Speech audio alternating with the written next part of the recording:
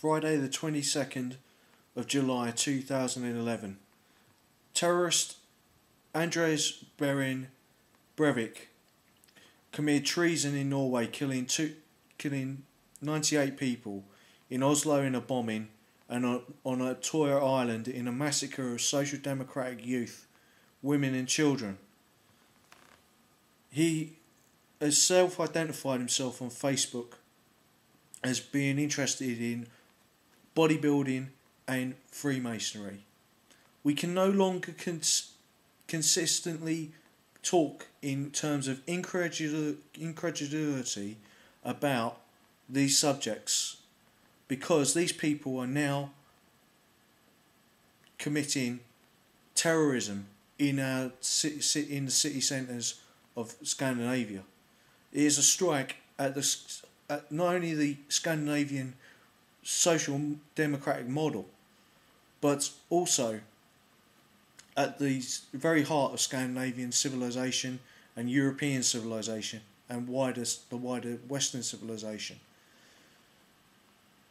But we should not fool ourselves into a debate where we are between two enemies, as I said in my video on ultra-conservative terrorism, that is Thatcherism, where in the past they have used psychology and the power of the market to cause economic crashes. Let me put this in context. These people are, and there are thousands of them, although they may have just influenced this man to do this attack on Oslo through the internet. But they have consistently been treasonous to the countries that they have come to grow up in. This man has created, this vermin has created an atrocity in the heart of Oslo. There have been economic atrocities, recessions caused by other groups of people who are like-minded to himself. But I would rather do a video about the countless victims who have yet to be named than to mention that vermin's name.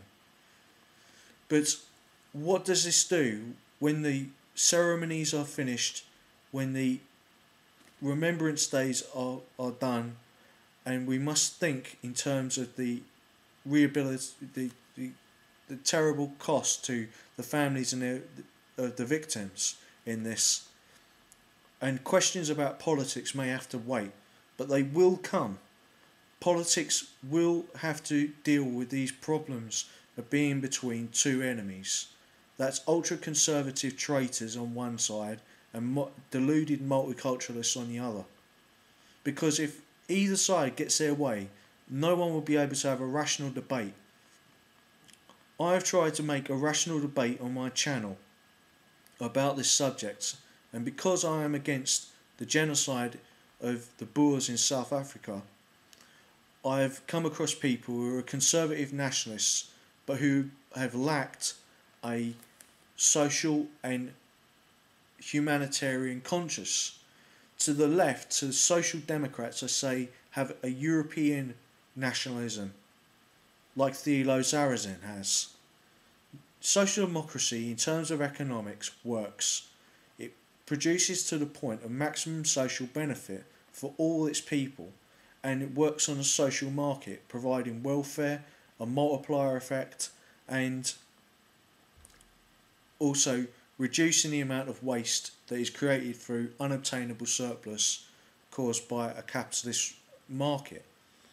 All these things should be relevant to people's minds in the context of normal day life and the study of economics.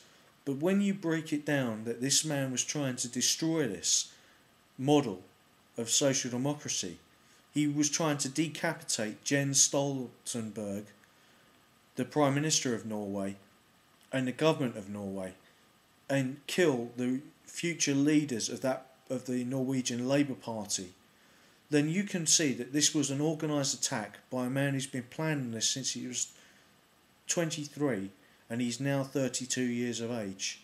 He put his time in the Norwegian army into the service of his plan to destroy that is the very country which he had all the benefits and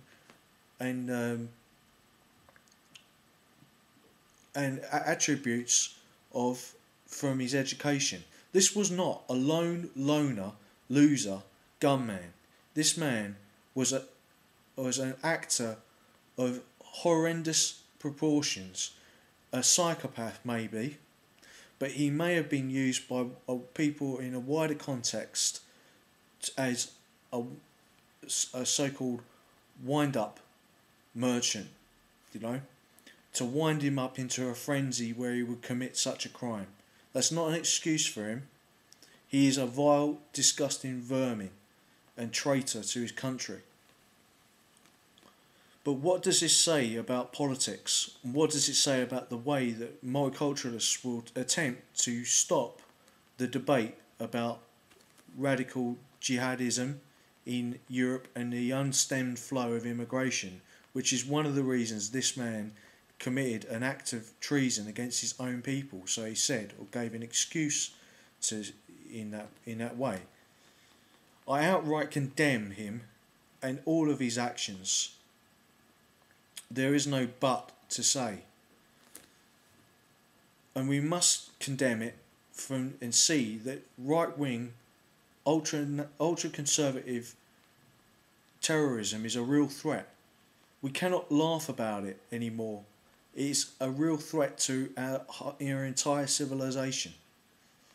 This man was trying to convert others on neo-Nazi websites to his ultra-conservative views.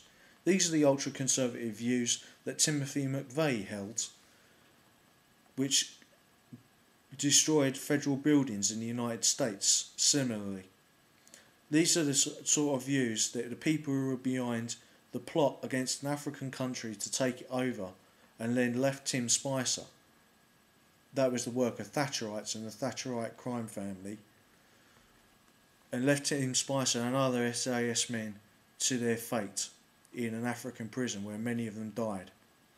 These different groups, and they may be only loosely affiliated, but they have a common thread in that they are ultra-conservative.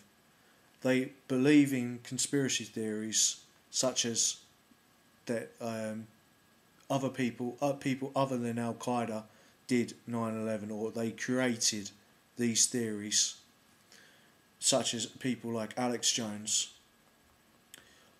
But this has these people have nothing to do with the Oslo directly. They are indirectly affecting people to become their own sleeper cells in effect. And that's what I believe has happened. Although several other people have been arrested in connection with the Oslo bombing, as was said on the BBC and Euronews. Although Andres Breivik said that he did the attack alone. That would be the MO of an operator who was trying to protect the wider organisation for which he worked, the criminal organisation for which he worked. Because these people have been interwoven in the terms of the Mills and Milner and Rhodes groups, in terms of the pre-1945 establishment in Britain, they have a lot of political and media clout, and it will be attempted to be put on so-called National Socialists. I am not a National Socialist, and I never will be. I am a Social Democrat, but I am a European nationalist. I believe in the EU as the way forward, and I believe that in Thilo Zarazin's version of social democracy, where multiculturalism will be stopped, where social democracy will be able to be sustained in the context of a European Union. But the current university system and the armed forces and the security services must put an end to the people like Andreas Breivik. He is a threat to our entire civilization, and as we put an end to multiculturalism and put an end to Al-Qaeda, we must also look to within our own domestic problems of ultra-conservative terrorism. That is what caused Oslo.